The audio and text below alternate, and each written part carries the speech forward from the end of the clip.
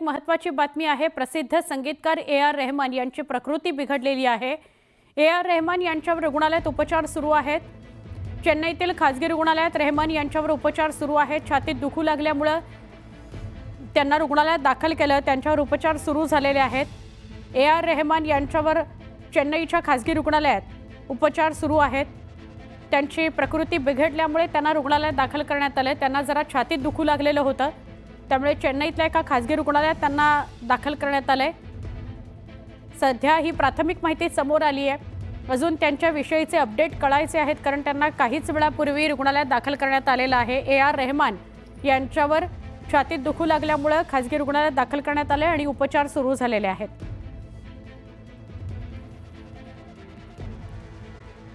सुरुवातीला एक मोठी बातमी बघूया। मराठी चित्रपट निर्माते रोहन परशुराम कानवडे यांच्या साबरबोंडा या चित्रपटानं 2025च्या सनडान्स फिल्म फेस्टिवलमध्ये ग्रँड ज्युरी पारितोषिक जिंकलं। यंदाच्या वर्षी या महोत्सवात भाग घेणारी हा एकमेव भारतीय चित्रपट होता।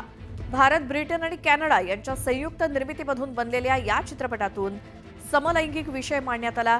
भूषण मनोज आणि सूरज सुमन यांनी या चित्रपटात मुख्य भूमिका साकारली आहे। महाराष्ट्रातल्या ग्रामीण भागात हा चित्रपट चित्रित करण्यात आलाय। शहरामध्ये वाढलेला एक व्यक्ती आपल्या वडिलांच्या मृत्यूनंतर गावी परततो। तिथे त्याची भेट शालेय मित्राशी होते आणि त्यानंतर या दोघांमध्ये वाढलेली जवळीक आणि त्यानंतरचा ताणतणाव हे या चित्रपटात दाखवण्यात आलंय। भारताच्या सबरबोंडाला ग्रँड ज्युरी पुरस्कारानं सन्मानित करण्यात आलंय। 2025च्या सनडान्स फिल्म फेस्टिवलमध्ये ग्रँड ज्युरी पारितोषिक साबरबोंडा या चित्रपटानं जिंकलंय।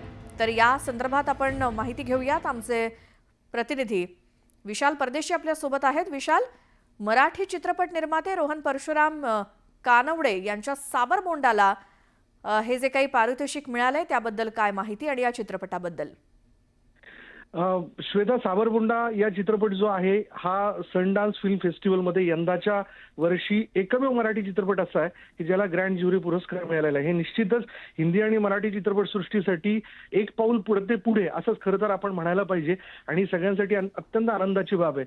रोहन परशुराम कानवडे ग्रामीण भागातून आलेला एक दिग्दर्शक आणि त्यांनी अत्यंत तरल पद्धतीने नाजूक अशा विषयावरती बनवलेला हा चित्रपट आहे।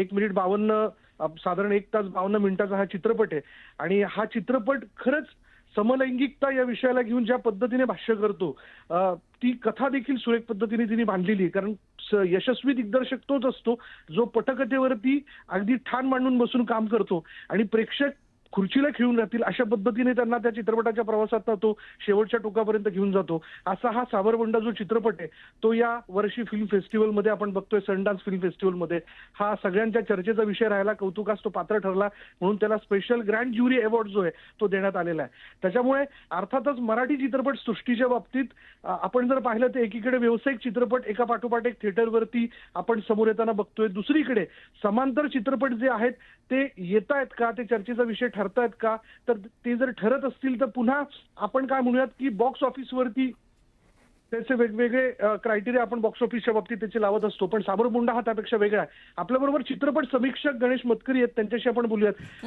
गणेशजी, अर्थात ही बातमी जी ती सगळ्यांपर्यंत येऊन पोहोचलेली आहे, पण आपण कसं बघता या सगळ्या घडामोडींकडे? साबरबोंडा या चित्रपटाला सनडान्स फिल्म फेस्टिवलमध्ये ग्रँड ज्युरी पुरस्कार मिळाला, गणेशजी। साबरबोंडाला ग्रँड ज्युरी मिळणं ह्याच्याबरोबर मला असं वाटतं की मुळात सनडान्स सारख्या फेस्टिवलमध्ये साबरबोंडा सारखा मराठी सिनेमा पोचणं ही फार महत्वाची गोष्ट आहे। कारण सनडान्समध्ये माझ्या माहितीप्रमाणे तरी आतापर्यंत मराठी सिनेमा इन्क्लूड झाला नव्हता आणि सनडान्स हे अमेरिकेमधलं अत्यंत महत्वाचं फेस्टिवल मानलं जातं आणि जिथे इंडी सिनेमे ज्याला म्हणतात किंवा इंडिपेंडंट प्रकारचे, म्हणजे आपल्याकडच्या भाषेत बोलायचं तर समांतर चित्रपटाच्या पद्धतीचे सिनेमे जिथे जास्त करून वाखाणले जातात आणि त्यांना रेकॉग्निशन तिथे मिळतं, असं ते फेस्टिवल आहे सनडान्स। त्यामुळे सनडान्समध्ये मराठी सिनेमा येणं ही माझ्या दृष्टीने अतिशय महत्वाची गोष्ट आहे आणि तरी सुद्धा आता त्याला तिथे वर्ल्ड सिनेमा ग्रँड ज्युरी पुरस्कार मिळालेला आहे। तर त्याच्यामुळे हा भारताच्या दृष्टीने ही महत्वाची गोष्ट आहे आणि खास करून मला सिनेमाची जी एकूण प्रॉब्लेमॅटिक सिच्युएशन झाली आहे त्याच्या दृष्टीने की प्रेक्षक नाही असं आपण म्हणतो मराठी सिनेमाला, तर त्या दृष्टीने मला वाटतं की एक आंतरराष्ट्रीय पातळीवरचं रेकग्निशन जसं मध्ये मध्ये आपल्या लोकांना मिळत असतं, जसं स्थळला टोरंटोला पुरस्कार मिळाला किंवा बर्लिनला आत्मपॅम्पलेट होता, गात होता, तर असं आंतरराष्ट्रीय पातळीवर आपल्या फिल्म्स ज्या मध्ये मध्ये रेकग्नाईज होत आहेत त्याच्यामधलं एक महत्त्वाची स्टेप आहे. आणि रोहनची मला वाटतं ही पहिलीच फीचर फिल्म असावी. त्याच्या आधी काही शॉर्ट फिल्म्स मी पाहिलेल्या आहेत आणि अतिशय उत्तम काम करणारा दिग्दर्शक आहे आणि सेन्सिटिव्ह विषयावरती, जेंडर रिलेटेड विषयावरती काम करणारा दिग्दर्शक आहे. त्यामुळे माझ्या दृष्टिकोनामधून ह्या फिल्मला चांगला प्रतिसाद मिळणं हे महत्त्वाचं आहे आणि त्या दृष्टीने आपल्याकडेही असे लवकरात लवकर प्रयत्न व्हायला पाहिजेत की ही फिल्म आपल्याकडे कशी रिलीज होऊ शकते. गणेश, आपण समांतर चित्रपटाच्या संदर्भात आपण उल्लेख केलात. गेल्या काही कालावधीत जर आपण पाहिलं तर तसं मराठी चित्रपट निर्माता जेव्हा मराठी चित्रपटासाठी निर्माता म्हणून पुढे येतो तो अर्थात पुढच्या सगळ्या गणितांचा विचार करून तो पुढे येत असतो. पण गेल्या कालावधीत आपण समांतर चित्रपटांना देखील मिस करतोय. तर हे रेकग्निशन सावरमुंडाला मिळणं हा या सगळ्या प्रवाहातल्या चित्रपटांना मोठा बूस्टअप म्हणायचा का? हा बूस्टअप आहे, पण त्याच्याबरोबर आपल्या प्रेक्षकांनी पण हे लक्षात घ्यायला हवं की समांतरेचे आपण नुसते जे म्हणतो की अरे वा हे छान झालं की कोर्टला व्हेनिसला पुरस्कार मिळाला किंवा याला टोरंटोला स्थळला मिळाला, हे आपण म्हणतो आणि त्याच्यावर खुश होतो. तर तेवढं नुसतं खुश होऊन पुरेसं नाही.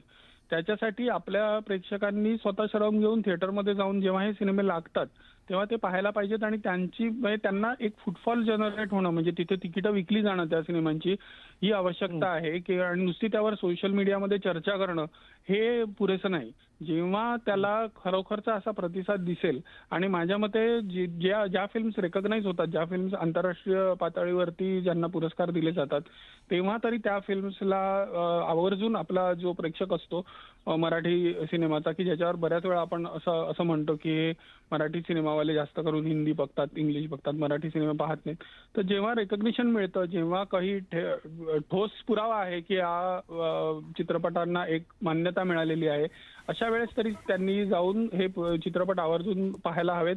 तर आणि हे असं झालं तरच मला वाटतं ह्याचा अधिक प्रमाणामध्ये फायदा होईल की त्याचा प्रॅक्टिकल एक आपल्याला उपयोग दिसेल अशा पुरस्कारांचा. नुसतीच गप्पा व सोशल मीडियामध्ये मारण्या इतपत त्याचं रेकग्निशन राहणार नाही.